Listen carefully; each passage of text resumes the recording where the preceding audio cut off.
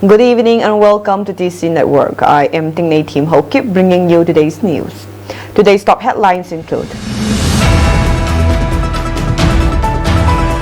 separation is the only solution. Kuki leaders stand firm despite Biren Singh's resignation. Sambit Patra meets Manipur governor, remains silent on political developments. Reports suggest president's rule likely to be imposed in Manipur as BJP fails to pick new CM. News in details.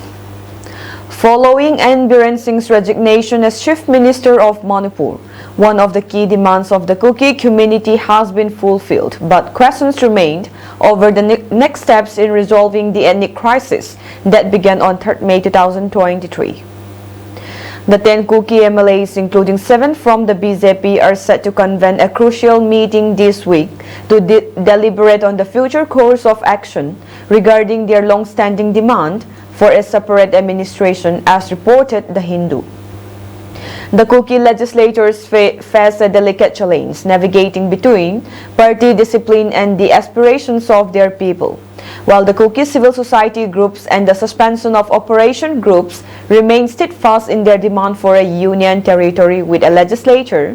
Concerns persist over whether all MLAs will remain committed to the cause. As senior Kuki MLA stated, "Within this week, we will convene a meeting to discuss what next. But it will be a little tricky because many of the MLAs will have to balance party discipline with what their people want," quoted as saying by The Hindu. Despite Singh's resignation, civil society organizations have shown no signs of backing down from their demand for a separate administration. Volzong was part of the Kuki Council delegation that met with Home Ministry officials last month and is also associated with the Churachandpur-based Indigenous Tribal Leaders Forum ITLF. Some civil society leaders remain skeptical about the commitment of all Kuki legislators to the cause now that Biren Singh has stepped down. A senior civil society leader speaking on condition of anonymity pointed out that some MLAs have previously maintained close ties with the establishment, raising concerns about whether they will continue advocating for a union territory with a legislator. Many of these legislators have had a history of being close to the establishment. It is a real concern among the people if all the legislators are as committed to sustaining the demand for a union territory with a legislator amidst their politicking, the leader said. With power dynamics between the MLAs, CSOs and SOO groups evolving over the last 2 years, the leader also questioned whether it is possible to bring all stakeholders together to reach a productive resolution. BJP's Northeast in charge, Sambit Patra, met Manipur Governor Ajay Kumar Bala at Rajbhawan on Wednesday morning, fueling speculation amid ongoing political uncertainty in the state. Patra entered Rajbhawan at around 10 a.m. and left by 10:50 a.m., but chose not to address reporters' questions regarding the political situation in Manipur. His visit comes at a time when the state is witnessing heightened political activity and concerns over governance. While the details of the discussion remain undisclosed, his meeting with the governor had sparked curiosity about possible developments within the BJP leadership and Manipur's political landscape. As political uncertainty continues to grip Manipur, BJP central leader and Northeast in charge, Sambit Patra, held another round of discussions with state MLAs at Hotel Infalt on February 11. These meetings, which began on February 10, are being conducted selectively with key political figures to address the evolving situation. Among those who met with Patra were ministers and MLAs including Sapam Ranjan, K. Ibomcha, Sheikh Nurul Hussain, Sapam Kunjeswar, and Minister T.H. Biswajit. The discussions reportedly centered on strategies to restore peace in the state. Following his meeting with Patra, Sapam Kiba addressed the media stating, "All decisions will be made by the party high command." The primary focus of the discussions was peace restoration, and we urge the center to take steps towards stabilizing the state. A decision on the way forward is expected in the coming days. President's rule will be imposed in the violence-stricken northeastern state of Manipur, according to a news report. Bharatiya Janata Party BJP leader N. Biren Singh resigned as the Chief Minister of Manipur on Sunday, February 9, almost 2 years after violence aggravated in the valley between the Meitei and Kuki communities. A News 18 report citing a governmental official stated that Manipur will be placed under President's rule as the BJP failed to pick a chief ministerial candidate after Biren Singh's resignation. Notably, Biren Singh resigned amid reports that BJP MLAs might support a no-confidence motion to be brought in the State Assembly by the Congress. On Tuesday, BJP Northeast in-charge Sambit Patra and State Party President A. Sarda Devi called on Manipur Governor Ajay Kumar Bala at the Raj Bhavan in Imphal amid a leadership crisis following the resignation of Biren Singh from the post of Chief Minister. The meeting with the governor lasted for around half an hour, amid growing discontent within the Manipur BJP and calls for a change in leadership. Biren Singh tendered his resignation to Governor Ajay Kumar Bala on Sunday. More than 250 people have been killed and thousands rendered homeless in ethnic violence between Imphal Valley-based Meiteis and adjoining hills-based Kuki groups since May 2023. But as of now, there has been no official confirmation of imposing President's rule in Manipur. President's rule in India, also known as central rule or governor's rule, refers to the suspension of a state government and the imposition of direct rule by the central government when the constitutional machinery in a state has failed. As per Article 356 of the Constitution, imposition of President's rule will transfer all the functions of the state government to the center and the function of the state legislature to Parliament. Only the functioning of high courts will remain unchanged. During this period, the governor becomes the constitutional head and the Vidhan Sabha is either dissolved. After the resignation of Biren Singh from the post of Chief Minister on February 9, the governor issued an order declaring his previous directive to summon the assembly session null and void. Notably, parliamentary approval is necessary for the imposition of the President's rule on any state. The proclamation of President's rule should be approved in the Lok Sabha and the Rajya Sabha within 2 months of its issue.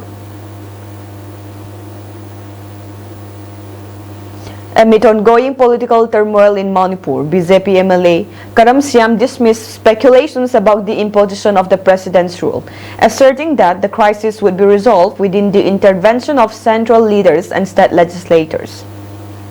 Speaking to the media before his scheduled meeting with BJP Northeast in-charge Sambit Patra at Hotel Imphal, Karam Siam stated, "I don't know about the imposition of President's rule. I think the problem will be solved by central leaders with the help of state legislators. I don't think there will be a constitutional crisis in Manipur." His remarks come as uncertainty continues to grip the state, with no official announcement on the political situation despite the 6-month interval since the last sitting of the Manipur Assembly ending today. Since February 10, Sambit Patra has been conducting one-on-one meetings with BJP MLAs in an attempt to navigate the crisis. Earlier today, Patra also met Governor Ajay Kumar Bala at Raj Bhavan. He remained tight-lipped after the 50-minute-long meeting, declining to comment on any potential developments when questioned by the reporters. Minister Lay Sangtim Susindro has also arrived at Hotel Imphal but has yet to make a statement. I don't know about the PR. Only I think that the problem will be solved by the center with the help of the legislature. I think so. So, if there is no announcement or assembly conducted before 5 of the day, then there might be dissolve of assembly. I think that no constitutional crisis in Manipur, no problem at all. Without conducting assembly session, then automatically the assembly will be dissolved, sir. We couldn't come up a place of successor of it. I think so. So we have made Sambit Patra twice. So what was the discussion, sir? With me? Yes. No, this is the first time. It's your first time. Sir, is the new chief minister going to be announced today? I don't believe it. With tensions mounting, all eyes remained on the BJP central leadership as they deliberate the future course of action for Manipur. In view of the increasing number of road accident, District Administration Churachandpur yesterday organized District's Road Safety Committee meeting at Mini Secretariat Conference Hall, Tuibung, Churachandpur. The meeting was conducted to give awareness and taking preventive measures to reduce accident-related fatalities of the district.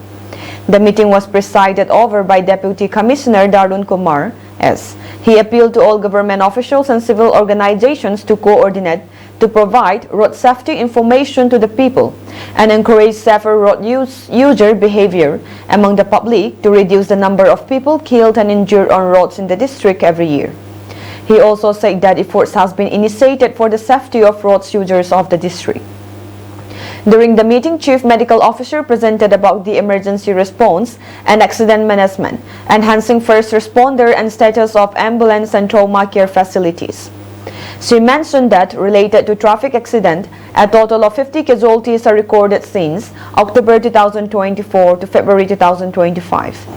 In relation to hit and run cases since October 2024 to January 2025, 6 casualties and since 5th January 2025 to 10 February 2025, there are 7 casualties, she said. General Manager NHIDCL PMU Churachandpur highlighted the status of road conditions and maintenance preventive measures, including speed breakers, signals, pedestrian crossing, etc., through slideshow. He also highlighted the project overview Churachandpur to Tui Vai Road, National Highway 102B. Other important highlighted included the objectives of road safety measures under PMU Churachandpur, identification and mitigation of black spots, the statistical records, major factors of accident, vehicles user responsibilities and pedestrian user responsibilities. Traffic signals are also mentioned by the General Manager during the meeting. SP Churachandpur presented the importance of identification of high-risk zones, penal provision and challenges faced in enforcement and implementations, besides strengthening traffic regulations and enforcement mechanism. He also highlighted challenges faced in reinforcement and implementation, strengthen traffic regulations and enforcement mechanism to the gathering. Additional DC Thangboy Gangte highlighted compensatory schemes for hit-and-run cases. The details of compensation process, which include enquiries, final order, payment claiming compensation for hit-and-run accidents, which included a claimant, claims settlement or DC. He also highlighted important notes of claimants, which included eligibility compensation amount, refund, required documents for claims including bank account, ID and address proof, and FIR and death certificate during the meeting. Later, the SUMCO opted members also shared their views for road safety and reducing accidents and proposed constructive suggestions for road safety. Attended the meeting are village chief, philanthropic organizations, student organizations, church leaders, and district consumers club. The Manipur police launched a series of operations leading to the arrest of 3 active militants belonging to different proscribed groups. 2 cadres of People's Revolutionary Party of Kangleipak Pripak Pro were arrested on February 12 from Namdulong Khuman Lampak Main Stadium Road in Falwes. The duo, identified as Ashem Dines Mitay 41 and Huidrom Tomba Singh 36, were arrested for involvement in extortion from Namdulong area. The following items were recovered from their possession: 4 mobile handsets, 1 two-wheeler vehicles, 2 wallets, cash worth rupees 9,260, an ID card, 1 side bag, and a leaflet of Pripak Pro. Another operation on the same day, the police personnel arrested an active militant of Kangleipak Communist Party KCP PWG from Langol Game Village Zone 2 area in Falwes. The individual, identified as Thongram Bityas Agar Singh 22, was found in possession of 3 mobile phones, 3 Baofeng handheld sets, along with 4 chargers, various military fatigues, bags, and other miscellaneous items. The team also recovered 2 plastic tear smoke boxes containing 58 empty cases of tear smoke munitions from Langol Game Village, Zone 1 area. Amid the prevailing political uncertainty in Manipur, the state government has urged today to all citizens to remain calm and not to fall prey to unverified news, rumors, or misinformation that may cause unnecessary panic or disrupt peace and harmony in the state. In recent times, misleading information has been circulated through various channels, causing confusion and unrest. In a statement issued by Manipur Chief Secretary P.K. Singh, the state government said it has also come to the notice of the government that certain unscrupulous individuals and groups may deliberately attempt to incite unrest, disrupt harmony, and spread fear among the public using false information, inflammatory content, or fabricated narratives. The state cautioned that such attempts are intended to create lawlessness, and the public is strongly advised not to give heed to such misinformation or incitement. To ensure that people receive accurate information, the state government has set up a control room where citizens can verify any news or information they come across. The control room can be reached at 9485280419 and is operational 24/7. Maintaining peace and law and order is a collective responsibility, and the government strongly advises all residents to remain vigilant against those trying to create disturbances. It added that any attempt to incite violence or disrupt harmony will be dealt with strictly as per the law. The state government also urged community leaders, civil society organizations, religious leaders, student organizations, intellectuals, and citizens to come together to foster unity and work towards rebuilding trust among all communities. Let us prioritize peace, understanding, and development for the betterment of our beloved state. For any clarification, citizens are encouraged to contact the control room or their nearest authorities. Let us work together to keep the state safe, peaceful, and united, it added.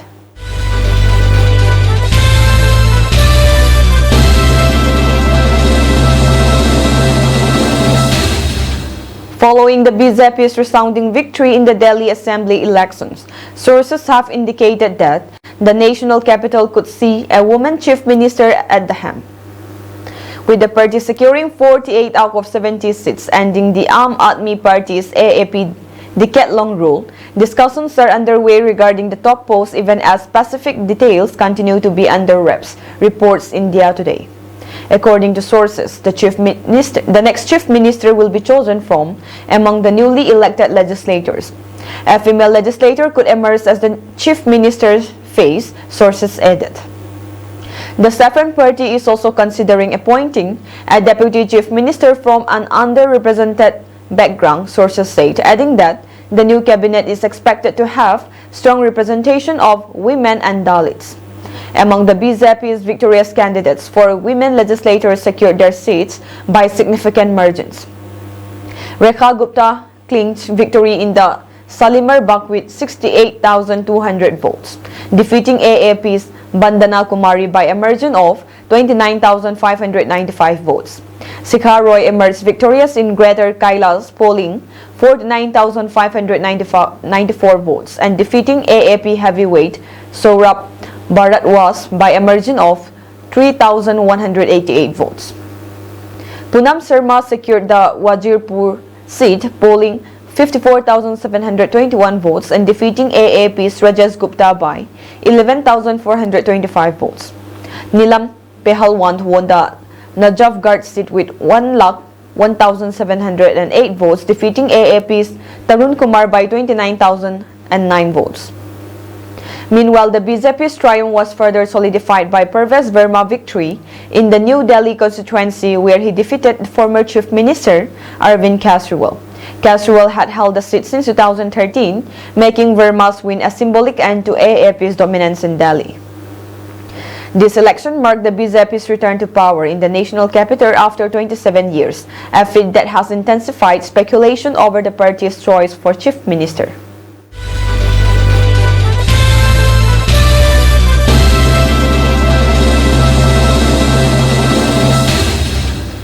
President Donald Trump said Monday that a precarious ceasefire agreement between Israel and Hamas should be cancelled if Hamas doesn't release all the remaining hostages it is holding in Gaza by midday on Saturday, though he also said that such a decision would be up to Israel.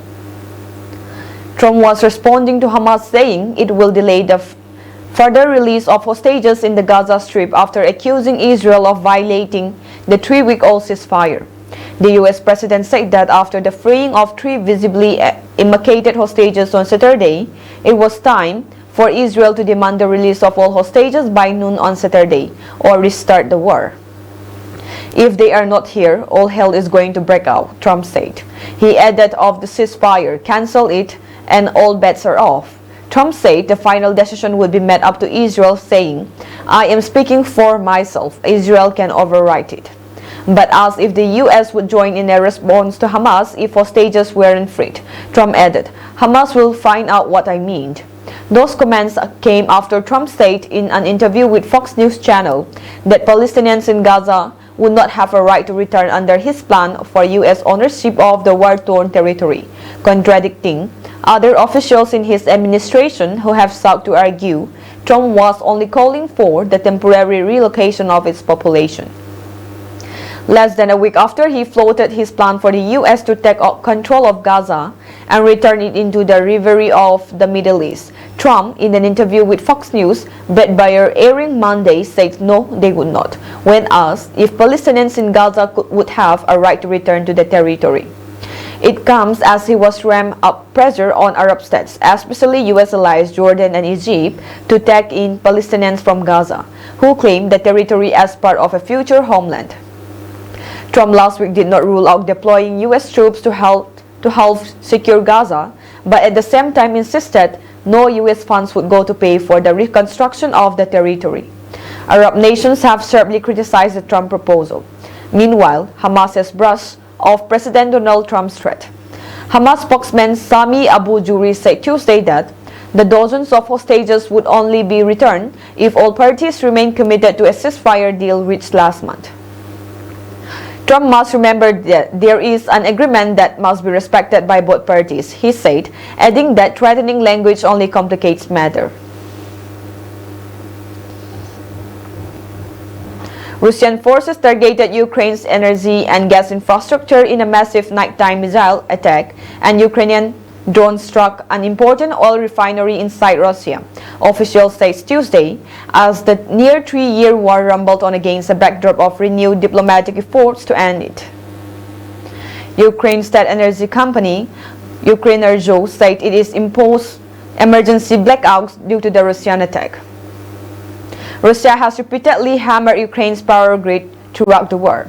Meanwhile, as part of its long-range drone camping against targets deep inside Russia, Ukraine hit a refinery in Russia's Saratov region about 500 kilometers from Ukraine's border, the Army General Staff claimed. The facility produces gasoline, fuel oil, and diesel for the Russian military, it said. International efforts are afoot to stop the fighting, with President Donald Trump's senior advisors expected to meet with Ukrainian President Volodymyr Zelensky later this week on the sidelines of the Munich Security Conference to discuss a path toward ending the war. Vice President J.D. Vance, Secretary of State Marco Rubio, and retired Lieutenant General Kate Kellogg, Trump's special envoy to Ukraine and Russia, are among the U.S. administration officials traveling to Germany for the summit. Zelensky said late Monday that Trump's representatives will visit Ukraine this week, ahead of Munich, though he did not provide details. The Ukrainian government aims to sidestep new U.S. tariffs on imported steel and aluminum, according to Ukraine's first Deputy Prime Minister and Economic Development Minister, Yulia Sviridenko. Metallurgical products make up nearly 58% of Ukrainian exports to the U.S., earning Ukraine just over $500 million last year, she said. Ukraine is also offering to make a deal with Trump for continued American military aid in exchange for developing Ukraine's mineral industry, including rare earth elements needed for modern technology. The Ukrainian Air Force said Russia fired 124 Shahed and decoy drones across Ukraine overnight. In addition, at least 19 Russian missiles of various types hit Ukrainian gas production facilities, it said. Reports in Russia of the claimed Ukrainian drone attack were sketchy. Officials rarely provide details of successful Ukrainian attacks. The governor of Russia's Saratov region, Roman Busargin, reported a Ukrainian drone attack that sparked a brief fire and inflicted damage on an unspecified industrial facility. He said that the fire was put out within hours. One unconfirmed Russian media report identified the attack facility as the Saratov oil refinery, part of Russia's state-run oil giant Rosneft. Some other unconfirmed reports say the attack also targeted Angels, a city in the Saratov region that houses multiple industrial plants. In addition, the main base of Russia's nuclear-capable strategic bombers is located just outside Angels. It has come under repeated Ukrainian drone attacks since the early stages of the war, forcing the Russian military to relocate most of its bombers to other areas. That is all for today's news, and have a pleasant evening ahead.